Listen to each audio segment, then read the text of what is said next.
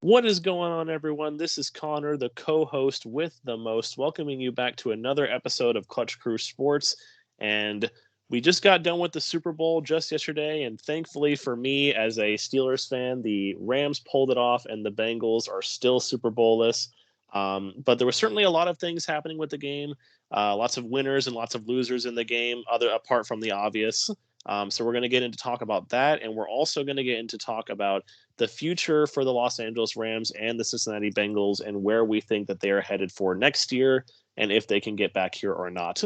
So it should be an exciting episode. Now let me introduce you to the rest of the crew. What's up, guys? It's Zach here, the co-host who I guess I got nothing there, but the co-host whose team lost the Super Bowl. They're not my team, but the team I was rooting for. The Super Bowl didn't turn out the way I wanted it to, obviously, but I did think it was a really good game. Actually, I enjoyed it. It seems like every year, like the Super Bowl seems to get better and better. Like, it's the aura of the Super Bowl like gets bigger and bigger. So had a great time watching it. And I'm definitely gonna be missing football for several months. And what's up, guys? It's Nate here. I'm with Zach, and that the team I was rooting for lost the game that last night. But I agree. I thought it was a lot of fun. It was a great show, regardless. And for not having football for the next 9 months or so, 9 months, it was a good way to go out there. So looking forward to talking about it here.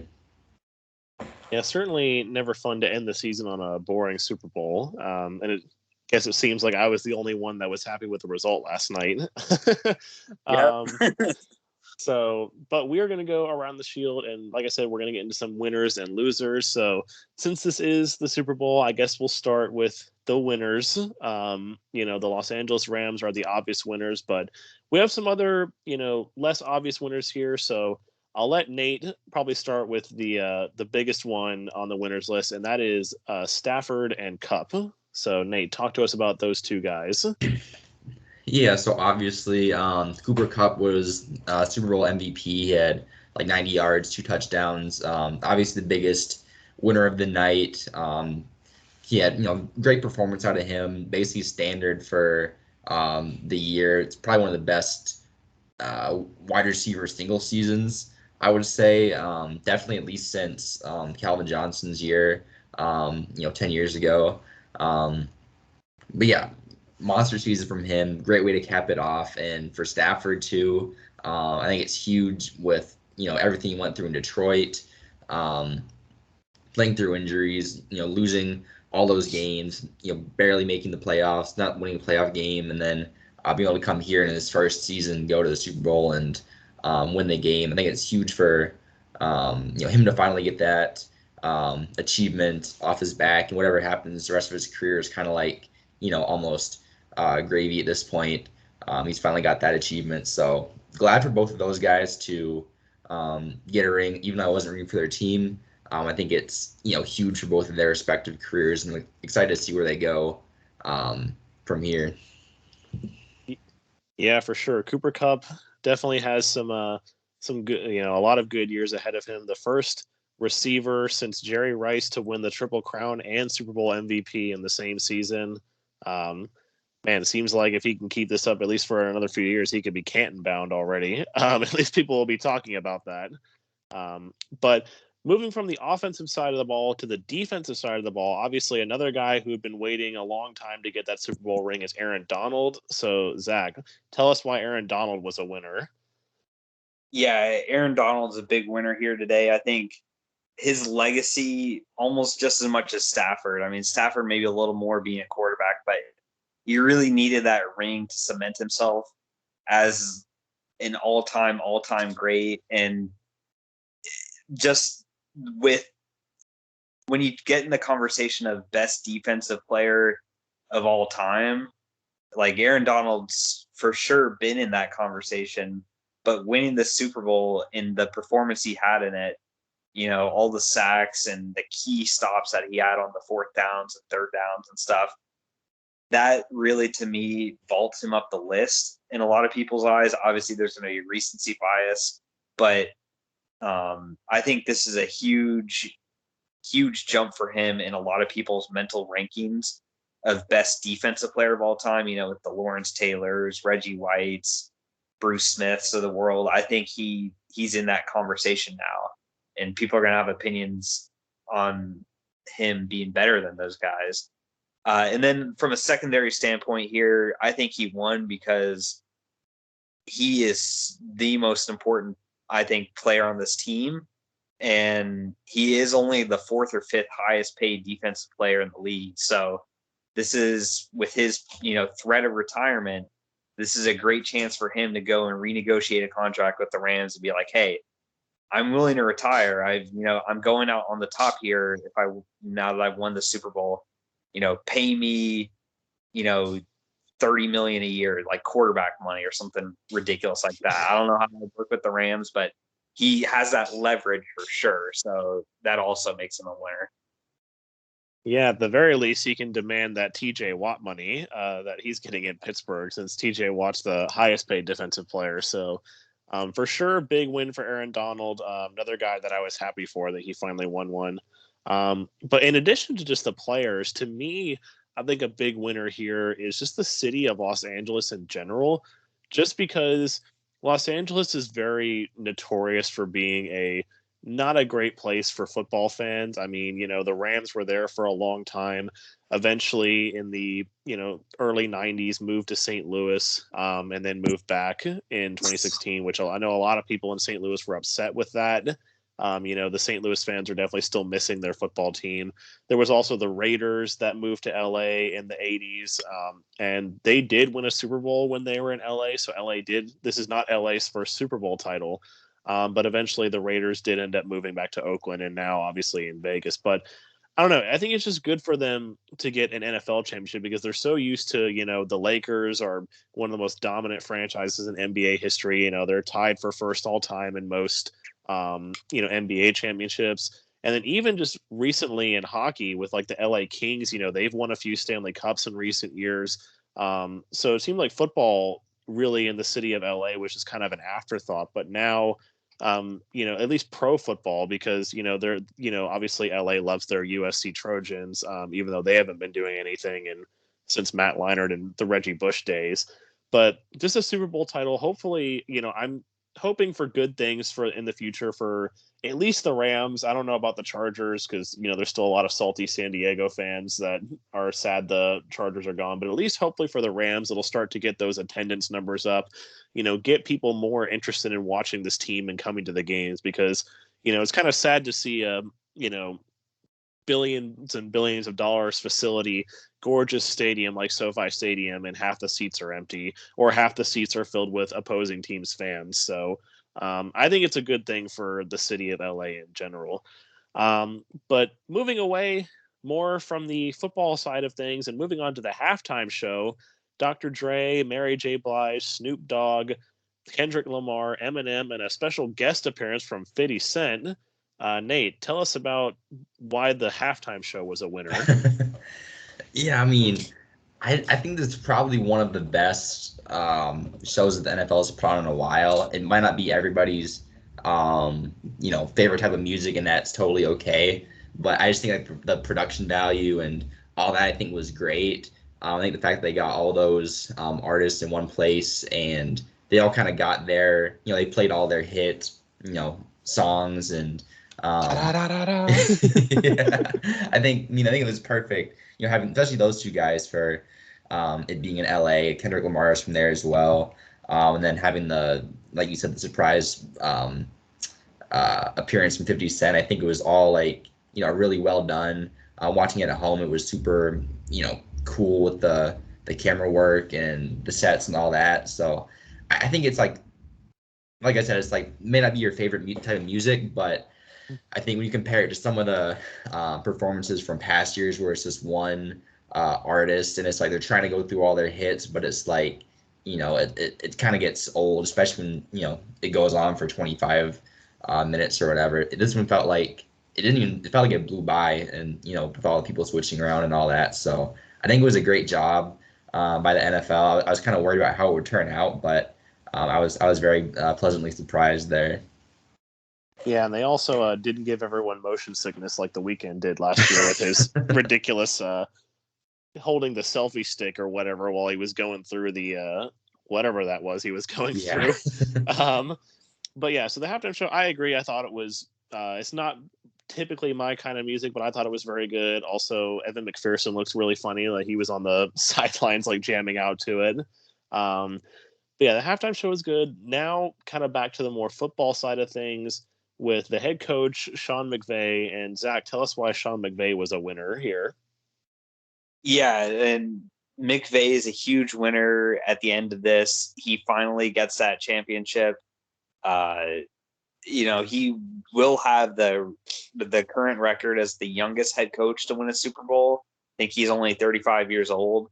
Darn it, So McVay! Those days taking it away. He same year age as Tomlin, but he's got him beat by like months and days or something like that. So okay. darn you, McVay. Yeah, so he, has that distinction, but also too, I think it was more. I think his legacy or his how people thought of him would have been worse if he lost this game than if he had lost in the NFC Championship to the 49ers. Because if he lost in the championship game, it would have been like, okay, like, that's not good, but it's not the Super Bowl. Losing the Super Bowl seems to have like a bigger impact on people. He already lost one, to Bill Belichick and the Patriots. If he lost another to the Bengals and like a team, I know they got hot and everything, but still they were, a 4 seed or whatever. So it just wouldn't have looked as good for him had he lost. But instead, I think, especially with, the Odell Beckham, incorporating Odell Beckham in the offense. And then that last drive, him and Stafford, he finally got away from the run game. And I just think he evolved as a coach throughout the game, and it was the reason why they won. So lots of good things for McVay, and we'll see what his future lies when we go and talk about what's next for the Rams. Yeah, definitely no shame in being outcoached by Bill Belichick, but if you get outcoached by Zach Taylor on the big stage, as well as, getting outcoached previously, then definitely going to be some questions. But yeah, good for him. And the last winner I have here is I've lost his name in the like 13 minutes that we've been doing this. The Rams GM. Yeah, that's right. Yeah, Les Snead.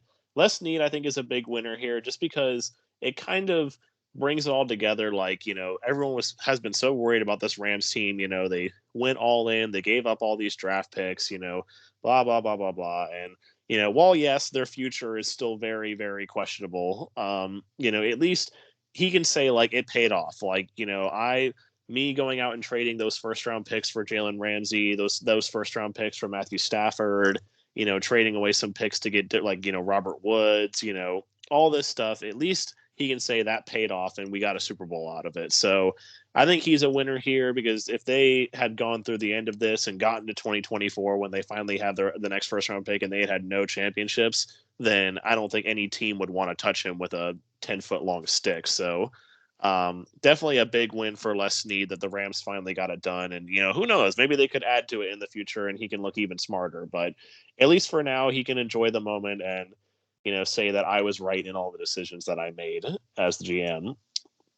But now we're going to be moving on from the winners of Super Bowl 56 to the losers of Super Bowl 56. And one of the biggest losers in this game was the NFL referees, in my opinion, just because.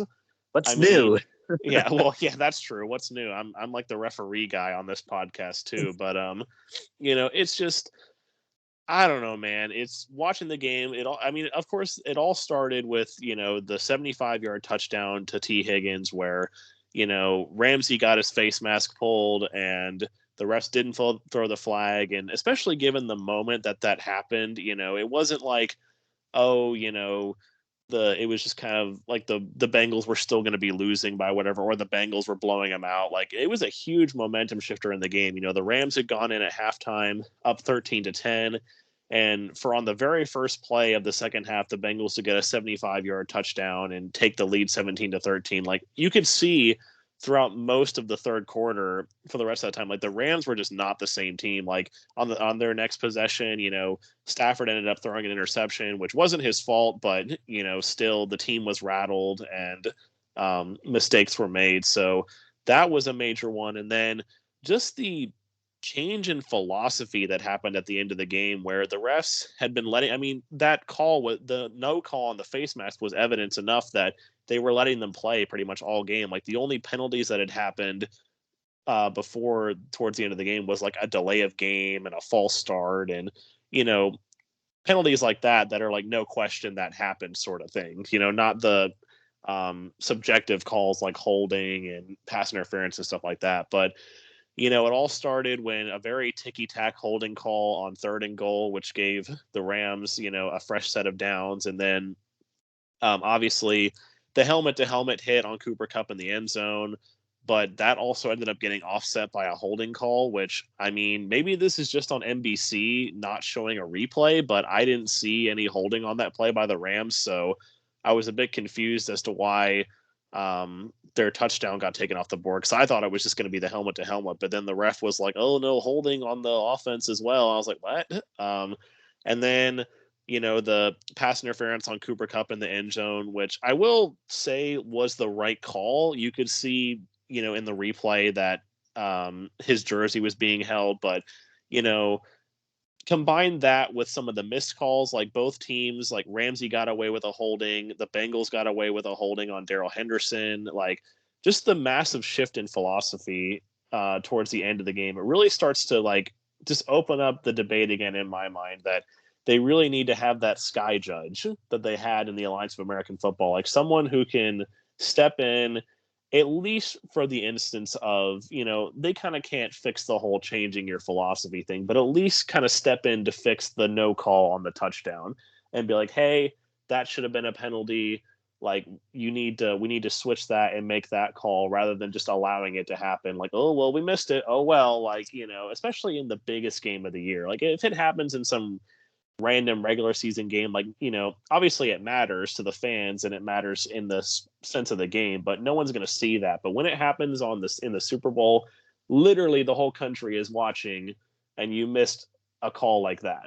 So I don't know, it just, to me, they need to reopen the debate about the referees and what they're going to do in the future. But enough of my mini rant on the refs. The next big loser in the Super Bowl in my mind was the run game of the Los Angeles Rams. So, Zach, tell us about how atrocious their run game was in that game.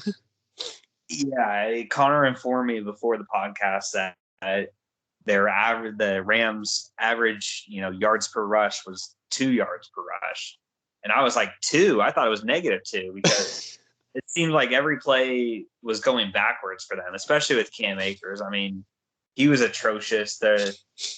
Honestly, the Rams, if it hadn't been for the Odell Beckham injury, I think the Rams, that kind of forced them to try and run the ball some more, but it really wasn't working. And, you know, they just don't have a dynamic back. And this is honestly, I'm going to kind of pivot this and make this losers about running backs in general, because it's not like Mixon on the other side he had a good game, but not like a phenomenal, like amazing game, you know? So it's like you remember when the Rams had Todd Gurley in his prime and he was leading the league in rushing, like that team never won a Super Bowl, but this team with Cooper Kupp and Matt Stafford did. So it's, you know, Derrick Henry, Jonathan Taylor his team missed the playoffs. You know, all these great running backs, and I kind of talked about it the other week. They, you know, the running back position is just not important. You know, Christian McCaffrey, when he was leading the league in all the yards, the Panthers were nowhere near the playoffs, and it's just running backs are obviously going to be important to every team, but having a top, you know, top 5 running back or whatever, it's not it's nowhere near as important as other positions are to winning in the big game. And last couple of years have shown that. Yeah, for sure. I definitely agree. I mean, like you said, you hit it on the nail. I mean, even if I can use more running backs like Dalvin Cook with the Vikings and Alvin Kamara with the Saints, like again, those teams missed the playoffs. So, um, who knows what's going to happen with that? But pivoting off your OBJ talk, obviously Odell had his problems in Cleveland, went to the Rams this year via trade. And the Browns missed the playoffs, and Odell's winning the Super Bowl. So, Nate, talk to us about why Baker Mayfield and the Browns are losers here. Yeah, so that definitely one of the biggest losers with the way Odell played last night. The fact that it's really on both of them, but I would say that it's really more so that the Browns organization is losers. The fact that they couldn't get him involved at all in 3 seasons in Cleveland is just a testament to that organization, the way it's been run. And granted, he had injuries when he played there. He messed up his knee that one season and all that, but still, he was healthy this year. And for them to just not even be able to get a guy like that involved in the offense, especially when you have other playmakers like Jarvis Landry and guys like that, that really is pretty telling. And if I was, a free agent, I would not want to. I would not be rushing to go and sign with a team like that.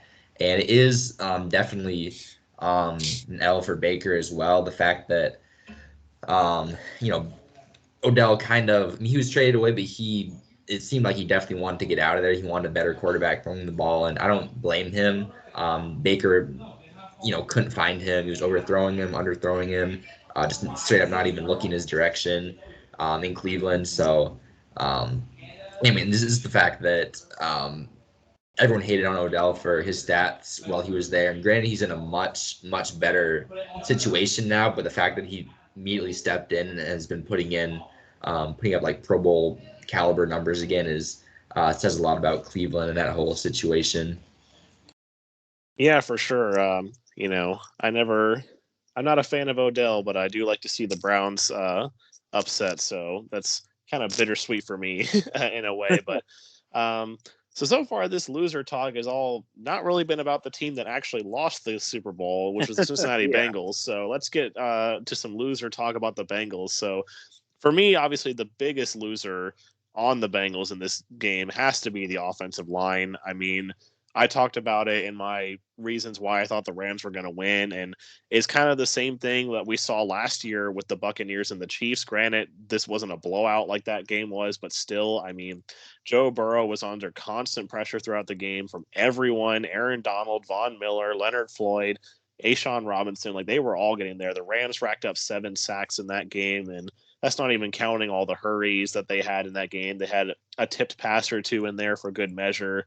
They honestly should have had an 8th sack on that final play of the game. Burrow was able to get it away before he hit the ground, but just a absolutely horrible performance for them. I mean, it's one of those things that, the whole game, I mean, Zach said this is my mantra, like, the whole, well, we didn't block anyone, but we made up for it by not tackling. It all comes back to the offensive line. You can have the greatest superstars in the NFL today. Like, you could have a team of Aaron Rodgers, Cooper Kupp, Jamar Chase, Derrick Henry, all these guys, Travis Kelce. But if you don't have an offensive line, you're not doing anything. So definitely the big loser for the Bengals there. And I know Jamar Chase is obviously a fantastic player, and you would never go back on drafting him, but it does, put that small thought in your head when you go back to their draft and be like, maybe they should have taken Penei Sewell or Rashawn Slater over Jamar Chase. Just a little tiny bit, not very big, but just a little tiny bit. So obviously it's stuff to think for the future, but more on the Bengals. Obviously the offensive line was bad, but some of the coaching decisions by Zach Taylor, we talked about McVay, or at least I talked about McVay getting outcoached by Belichick in his last Super Bowl. He definitely outcoached Zach Taylor in this game towards the end there, especially. So tell us why Zach Taylor was a bit of a loser here, Nate. Nate, you there? Oh, there he goes, He's trying to on. get my Yeah. get my thing unmuted there. Yeah, no, it's definitely just all around. It was kind of an underwhelming performance from them. You kind of touched on the running game a little bit, but I think the way they used Joe Mixon and that whole committee was not. I don't think that was the best they could have done, especially having him out, taking Joe Mixon out for that 3rd and 1 on the last drive there. That was really a head scratcher to me. And then he wasn't even in, I don't believe, on the 4th down um, play either. And I haven't watched enough Bengals games this year to know what their usual, procedure is with the rotations and all that. But I just feel like having one of your biggest offensive weapons out there in must get situations is kind of a big head scratcher there, especially when Samaje Perine he's been a solid NFL running back, but he's more like a journeyman guy. It's not really like he's a valid like replacement or like a an obvious passing situation back or anything like that. So that was a head scratcher, and then obviously. I'm surprised Eli Apple is not on this slide, so I'll kind of mention him Yeah. here. But yeah, just having him matched up the way he was. I mean, one-on-one versus Cooper Kupp. Having Cooper Kupp matched up one-on-one in itself is inexcusable, especially once Odell went down. There's no reason to have him in one-on-one coverage, especially against a guy like Eli Apple, who has been torched many times in his career. So that was big L for Eli Apple. He got roasted, by all of social media all day. But I think big mistake by the Bengals staff as well to put those players in that kind of situation. So I think that the Bengals were hurt by a bunch of things, but I think their coaching staff definitely was part of the reason things didn't go their way last night. Yeah, those were definitely two big head scratchers, and kind of back to the Joe Mixon thing. It's like the Bengals coaches were trying to take some tips from the Jaguars coaches when they were taking James Robinson out of the game and having their backup running backs in the game. But coaches, you should say Jaguars former coaches. yeah, that's true. But so anyway, and speaking of the Jacksonville Jaguars, I wanted to leave this one for last because I know getting to talk about Zach's favorite player here, but another one of the big losers in the Super Bowl, Jalen Ramsey. Zach, take it away. Yeah, this pains me very much to know that he's got a Super Bowl and it's not with the Jaguars. Obviously, if it was with the Jaguars, don't worry. That's how I felt about Antonio Brown last year. So yeah, okay, that's a good comparison. But Antonio Brown had a good Super Bowl. He did. At the very least, yeah. He wasn't the reason they didn't win in spite of him. Yeah. But yeah, Ramsey. I mean, when he gets to the face mask play, yeah, that's not his fault. And like Connor talked about the refs, they missed the penalty there, but still, it happened to him, so it's a bad look when you're on the ground and the guy gets a 75-yard touchdown. Like the stat book will show him at fault there for that, even if it really wasn't. It should have been a penalty. But consistently throughout the game, Jamar Chase had his way with Ramsey. He just had the speed on him. I think that's the thing. Ramsey's a physical corner, but Chase had the speed advantage on Ramsey. And then, he didn't get penalized for it, but lots of people noticed some holdings on him that the refs were really letting them play on both sides, like Connor talked about early in the game. He was getting away with some holds, but really not having an impact. I mean, he didn't shut anybody down, so to say. He wasn't a lockdown corner on the field. And then at the end of the game, the last drive really, I think, showed his true character or whatnot. Like when that first down play that Burrow threw to Chase, you could see he went for the interception. I mean, he wanted to have the pick six, interception and the glory, the touchdown, all that, the hero play, so to say. Game sealing play. But the safer thing would have been to do is just give up the catch and make the tackle in bounds, waste the clock. You're not going to, the Bengals wouldn't have gotten that many yards with that. But instead, because he went for that interception, which he clearly wasn't able to get, he was way late on that. It allowed Chase to break free, and luckily there was a safety back there for the Rams, so he had to go out of bounds. But if there was no safety back there, that would have been a touchdown for Chase, and that would have been all on Ramsey, and we would have been talking about him as even a bigger loser if he got a ring out of all this. But he could have been the reason that cost the Rams the Super Bowl.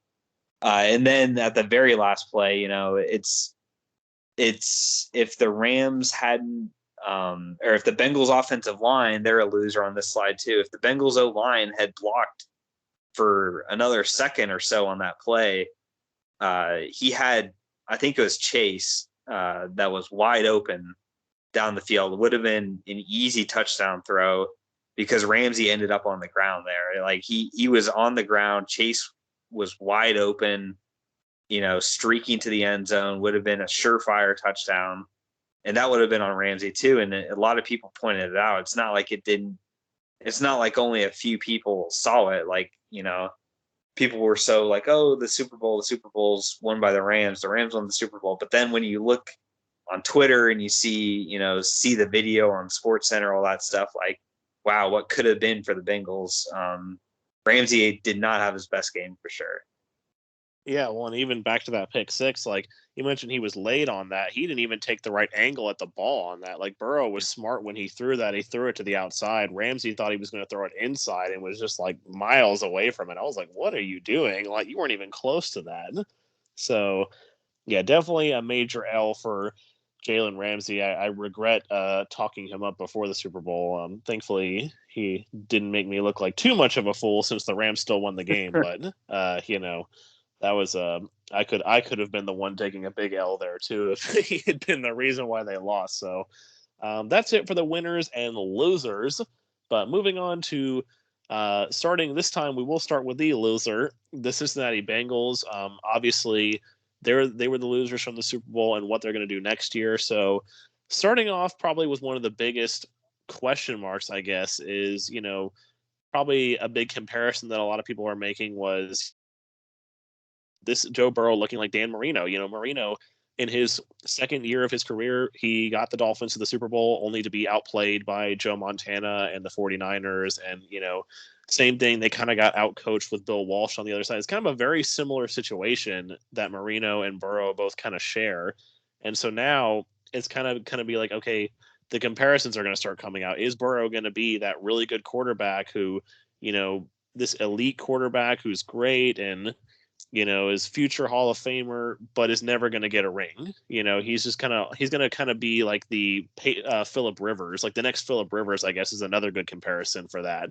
The guy who's like a surefire Pro Bowler. He'll end up in like the top 10 in passing yards and touchdowns by the end of his career, but no Super Bowl rings. So Zach, tell us about the Marino Burrow comparisons and whether you think it's going to happen or not. Yeah, I think it's fair comparisons just because of the similarities you talked about. But I've been very high on Burrow since he entered the league. And this is the thing too. We can't get. I think what happens after the Super Bowl, obviously, we always overreact to things. Overreaction Monday. Yeah, it's overreaction Monday. I mean, after last year's Super Bowl, we were like, not us necessarily, but some people were like, oh my God, the Bucs are going to go 17-0 and repeat. And, and it's like, it's the same thing when the Chiefs won their Super Bowl. Oh my God, they're definitely going to win. Now people are going to be like, oh my God, the Rams are unstoppable. And then with the losers, sometimes it's the other way around. Like Patrick Mahomes is washed up and, yeah. like blah, blah, blah. Kyle Shanahan's never going to win, never going to get there again. Like I think that's the thing. And in my opinion, when Burrow first came in the league, I would have set the over-under for Super Bowls at him at 1.5. And I don't think this impacts it either way. I think had they won, had they lost, like obviously if they'd won, he'd have at least one ring. But I think he is going to still end up getting a Super Bowl ring. I don't know when it'll be, how long it'll take. I remember Russell Wilson. He had the other way around. He won his first time around, then he lost the second time. But you never know. It's still very young in his.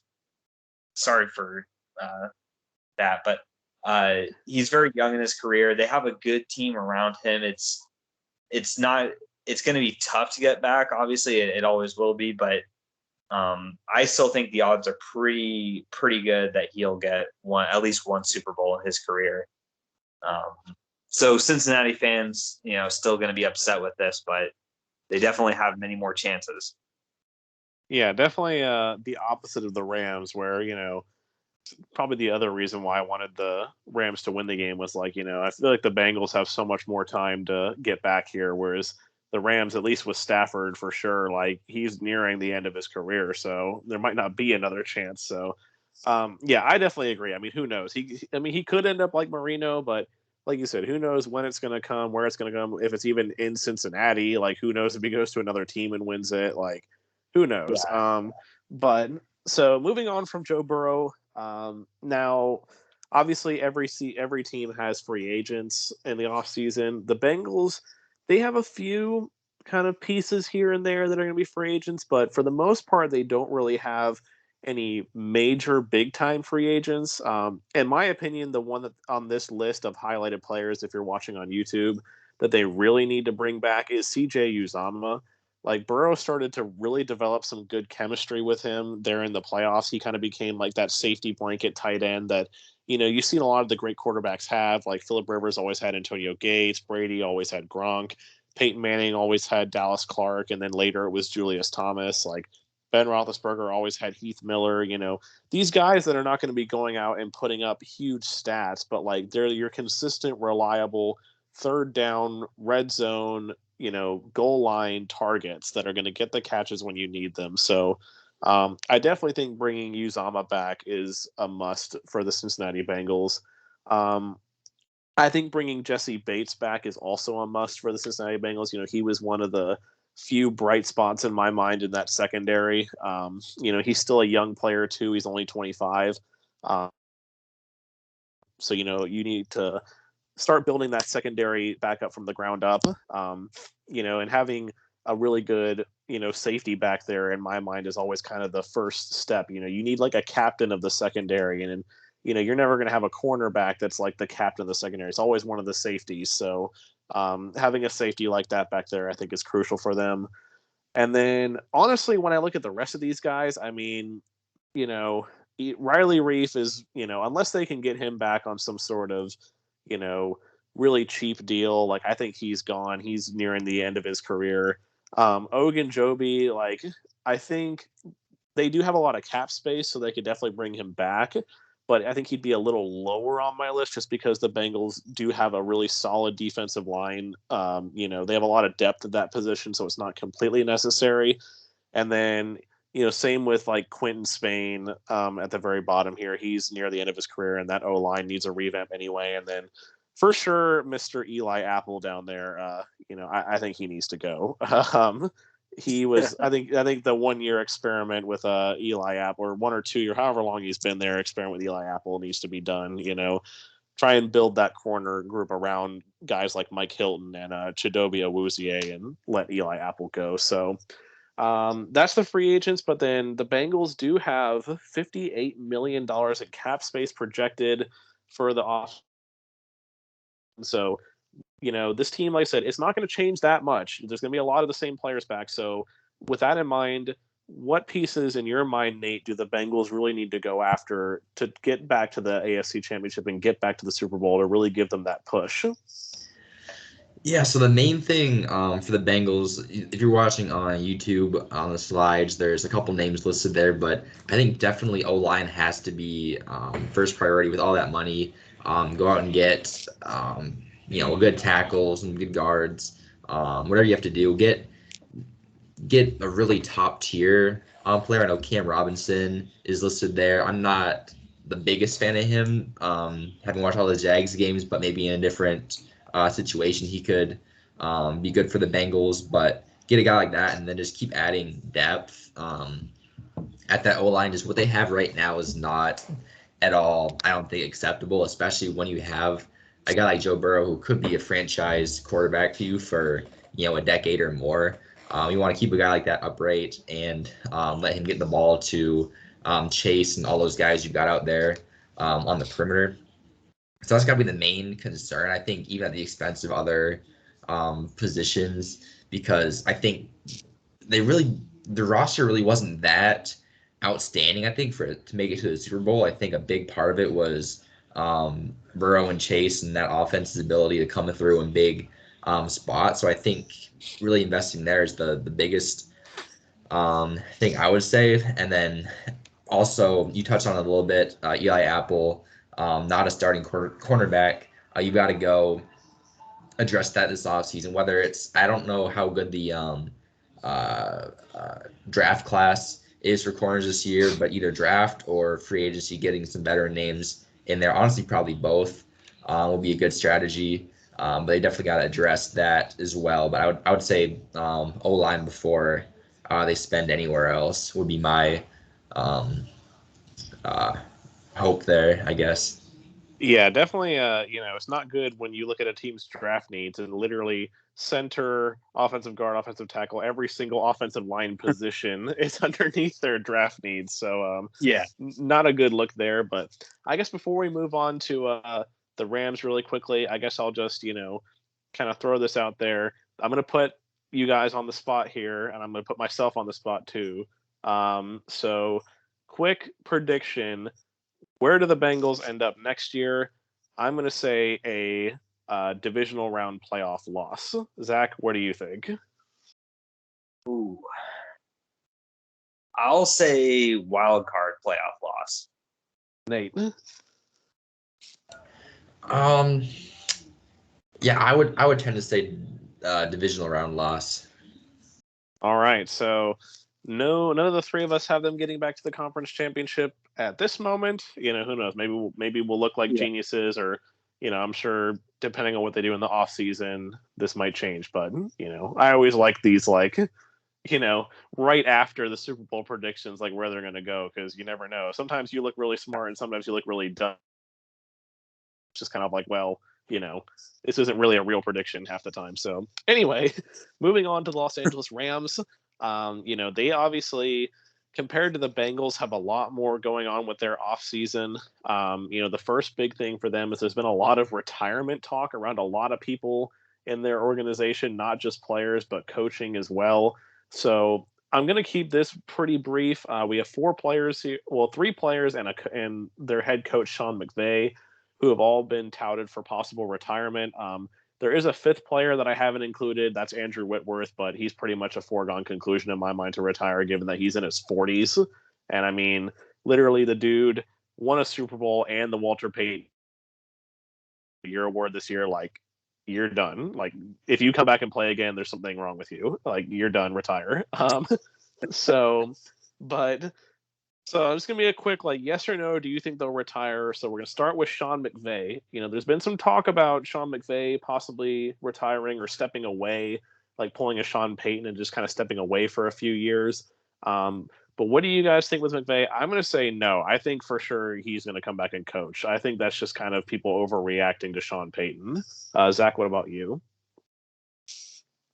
Yeah, I'm gonna say no as well. I think Kevin O'Connell, if he really was gonna retire, would be set up to be the new guy. I'm gonna say no. Nate. Yeah, I'm gonna say no as well. I think he already dispelled some of those rumors. I'd be surprised if he stepped away at 37. All right, so McVay. Aaron Donald, obviously, Zach just talked about him with the contract thing, whether he's going to retire. I'm also going to say no on Aaron Donald retiring. Zach, what about you? I'm going to say no as well. Even if his contract doesn't change, $55 million still on the table for him. That's how do you say no to that? Still in the prime of his career, so I'm going to say no for Donald. Yeah, this is the one I have a hard time with because I could see him retiring. It's kind of been a trend for these guys to retire earlier, but I do think with all that money on the table, I do think he plays another year at least. All right, so no's on Aaron Donald. Next is the longtime Bronco great Von Miller. Had a great Super Bowl, showed that he's still up to the caliber. This, I am actually going to say yes. I think Von Miller steps away from the game. I think he's accomplished everything he wanted to accomplish, and I think one of the things that's going to drive him to retire, in my mind, is going to be the contract issue. I think teams are not going to want to pay him as much, despite what he asked for. So I am going to actually say that Von Miller is going to retire. Zach, what about you? I'm going to say no to this one. I feel like he can, whether it's with the Rams or another team, I think he'll find himself in a situation like these older defensive players get in the situations where they're not relied on every single down. He's not going to be the guy he was in Denver. I think he'll be a rotational guy somewhere, very big influence, still very good, but I still think he's got stuff left in the tank. Yeah, that's what I have a tough time with as well. I think I could see him retiring, but I could also see him sticking around for those pass rushers can have been sticking around with teams for 3-4 years past their primes. I won't be surprised if he did, but I think it'd be smart for him to retire. All right, so we have a yes, a no, and a tentative yes on Von Miller. And then finally, Matthew Stafford. I'm going to say no, just because I haven't heard anything about him even really hinting at it. It's more so just media speculation. Tom Brady's evidence that quarterbacks can play for a lot longer now, especially since Stafford's not quite as old as some of the other guys who have been retiring. So I'm going to say Stafford sticks around. Yeah, I agree as well. There's nothing he said or indicated that he's thinking about it. Why would you retire, at his age? Like, he's still got some more years left with this great team. Try and go for it again. Yeah, I agree. I don't see him retiring. 34 is pretty young for quarterbacks nowadays, and he's experiencing success for the first time in his career. I'd be surprised if he stepped away. All right, so looks like out of these four guys, only Von Miller is looking like potential retirement from our panel. But we'll move on to, I guess we'll get into the free agent talk first. And obviously, we just talked about him. Von Miller is a big name on that list. For me, with Von Miller, it has to be the right asking price. Because obviously, given his age, he's not going to be this every down edge rusher like the guys were saying. And if he starts asking for too much money, I'm going to go say no. I mean, the Rams, they still have Aaron Donald. Obviously, they still have Leonard Floyd as a really edge rusher. They have Ashawn Robinson on the inside. They don't necessarily need Von Miller, in my mind, to keep being a good team. And like I said, if he asks for too much, then I'm going to say no. So he's a big kind of I don't know sort of thing for him. Then also it's kind of going to be the same thing for me with Odell Beckham Jr. in my mind, because with Odell coming to the team, a lot of people forgot about Robert Woods. Robert Woods is still a very good wide receiver in his own right, and just lost him to injury this season. So I think Odell and Von Miller, for both of them, it has to be the right price, because you have other people that can step into that position, and Robert Woods is just as good as Odell Beckham on this team. So if it's not the right asking price, then I say let him go. I do think they should bring back Austin Corbett for sure. He's the one guy on this list that I 100% think they need to bring back. He's been a solid offensive lineman. He's still young. If you can get lock up a good guard like that, then you can really, start to get that run game going and get that working. So Austin Corbett is a must bring back for me. And then Darius Williams is another guy that I could just kind of be like the right asking price for me. Sony Michel, I think he can go if you don't get the right asking price, because really they just kind of need a revamp at that position in my mind, and Sony Michel is not going to be the answer. So really, to me, out of their free agents, like I said, Corbett's the must bring back, and then OBJ and Von Miller really have to be the right price if they're going to come back. So that's the Rams free agent situation in my mind. But I'll move on to Zach now. Obviously, the big story with the Rams, their Les Snead looks like a big winner after the Super Bowl, but obviously sometime in the future he's going to look like a big loser, because they don't have the draft capital anymore to really go out and get things. So the Rams do like throwing away first-round picks. So, Zach, what do you think the Rams do with the draft this year potentially? And is there another player out there that you think that they could maybe, trade another first-round pick for and bring in to just keep adding on to the woeful future? Yeah, I don't think it happens right away. I think if it were to happen to be around trade deadline or something like that, but and obviously too, they're this year and then the next year's drafts, their first round picks go to Detroit. So their next first round picks to trade aren't until like 3 years from now. So that, drives down the value of the pick. But so whatever second rounders they have next year and third rounds, they don't have like any draft picks this year. But some like fantasy sort of speculation stuff that like I'm not saying it's gonna happen, but knowing the Rams, like it's possible. Two guys, both on offense. One, this would be probably more immediate. I think he's gonna have a more of immediate conclusion, but it would be Calvin Ridley with the Falcons. With OBJ's, ACL injury, he'll probably miss most of next season. So to replace that, I think Calvin Ridley would be a great addition, to trade with the Falcons. And then another guy who I don't think his name's really been brought up a lot, but the Panthers are, I think, going to be going through a bit of a rebuild here. And they might be looking to move on from CMC potentially, at the trade deadline or next season. And like, that's another star power for the Rams. That's like, it would fit right in with LA, CMC or Calvin Ridley, both these guys, great players. Not saying it will happen, but if it does, I would look for those two guys as potential candidates. Man, if they were able to somehow bring in both of those guys, like, GG rest of the league, like man, that would be, especially Christian McCaffrey, like man, this offense would take on a whole new meaning of scary with him on the field, especially with Kupp and Robert Woods and Stafford if he's playing at the level that he can.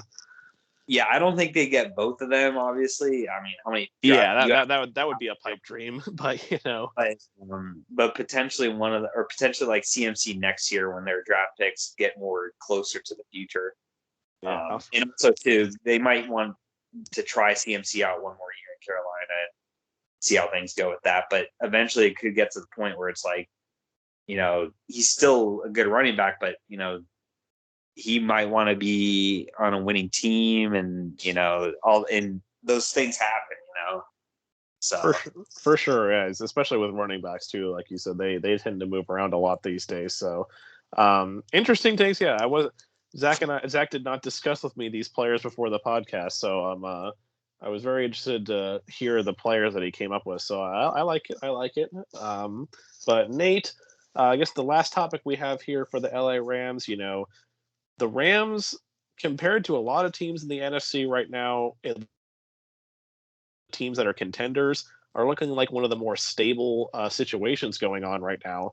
So the NFC, the AFC right now is a total dogfight still next year. I mean, you still have the Chiefs and the Bills and the Bengals and the Titans, and the Ravens are going to be getting healthy again, and the Raiders look like they're going to be locking up Derek Carr for the long time future, so they're going to come back. If the Steelers can get a quarterback, they could be competitive. The Dolphins, if they could get quarterback situations, like there's a lot of teams, it's a complete and total mess in the AFC in my mind, but the NFC seems to be a lot more clear.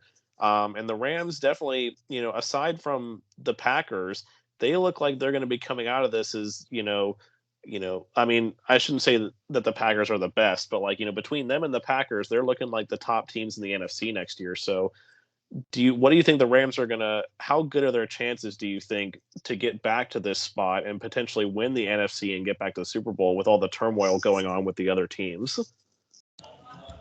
Yeah, that's what I was going to touch on, that turmoil there. I think the biggest really concern for the Rams is just their own division out there in the West. The Cardinals and the 49ers were both nasty this past season. The 49ers made the playoffs and went to the championship game. against the Rams. So that'll be their biggest test, is those 2 games next season against them. And the Cardinals have, I would say the Cardinals to be a threat as well, but they're having all kinds of dysfunction the past couple of days with Kyler Murray. Who knows what his future is going to be like there. And then same thing with the Packers. Obviously, they want to bring Aaron Rodgers back and keep the gang together up there. But, last season he expressed interest in leaving. I'm sure this year it's going to be a discussion as well. But yeah, now that Tom Brady is out of the league, I think the Bucs are, not really a contender anymore. Really known from the NFC South, I would say, is a threat. The NFC East is kind of, what that division's been for the past 10 years. I wouldn't expect them to be much resistance as well. So I do think there's, unless something shocking happens, like one of those retirements we just talked about, if Aaron Donald steps away or anything like that, it would definitely be tougher. But I think if the roster, the way it's composed now, comes back next year, even with no meaningful additions, I think they definitely are my way too early favorite to at least make it back to the big game. I don't know if they'll win it because, like you said, the AFC is full of strong rosters, but I definitely think they have a good chance as anybody to get back to the Super Bowl. All right, so that's as before, again, I'll do the same thing with the Rams that I did with the Cincinnati Bengals before we close this out. Way too early prediction for the LA Rams. I'm going to say that they lose in the NFC Championship game. Zach, what about you? I will say divisional round loss. Yeah, I'm gonna say losing the Super Bowl. I feel way too early, but I feel pretty good about it. All right, so 3 totally different takes there. Zach going the more, he thinks that this was a little bit of a I don't know. I don't want to say fluky season, but like No, not a fluke. But let's say, yeah, I'm trying to. I don't know the right word to say. Like a little bit of just like these what other happened teams. to Tampa? It's gonna be like Tampa lost in the divisional. I think it's gonna be a repeat of that. Right, and like they'll get these other teams will be up and comers Yeah. all the way to. Nate says they're gonna pull a Kansas City and be back, but lose the next year. So we'll see. We'll see. Definitely gonna be an interesting off season. But thank you guys so much for watching. Wait, hold. Oh. I just want to say one thing before we head out here. This is going to be the last time you guys hear Nate in a episode as a full-time regular host capacity. Nate's going to be stepping away from the podcast. He still, will join us probably from time to time to contribute on episodes and stuff. He's if you have another podcast out there, he's not a complete free agent, but Nate's full-time regular duties are going to be coming to an end. But Nate, it's been a lot of fun having you on the podcast, and hopefully you continue listening even when you're not on. Oh yeah, absolutely. I feel like we're franchise tagging Nate. That's what's going on here. Yeah, you're tagged. I agree with Zach. Definitely been fun having you. It's unfortunate I've never actually gotten to meet you in person, but right. It's been fun doing this. Definitely brings a lot of good insight to the podcast. But yeah, so that's going to be it for this episode, and unfortunately, that's going to be it for the NFL season. We're still going to have football talk, during free agency and the draft, but we get to go through those nice long 8 months or so without football now. So, at least for my sake, I still have hockey, and, I occasionally watch the NBA, and obviously Zach and Eric have the NBA going on here, but it just seems like there's a little bit of a hole in your soul when football ends and you have to wait a long time for it to come back. So it's been a really good season, especially the playoffs. I mean, I have to say this was the best NFL playoffs I have watched in a really long time. I mean, ever since the start of the divisional round, these games were close. These games were good. I mean, it's going to be tough for the NFL to top this next year. Unfortunately, it's making me feel like that next year is going to have a lot of blowouts or something. Like it's going to be boring. So I hope that's not the case. But Again, thank you guys so much for watching as we bring this NFL season to a close. Make sure to follow us on Twitter at Clutch Crew Sport. Subscribe on YouTube, Clutch Crew Sports. Make sure to leave comments down below on the video. Leave questions on Twitter if you want us to talk about a topic. We're definitely going to be more open to suggestions during the off season, as we're going to have some more NBA talk, but we'd be happy to talk about any NFL news you want us to talk about. And we'll see you next time, guys. Be clutch. See ya. And for Eric, For Eric, peace. peace.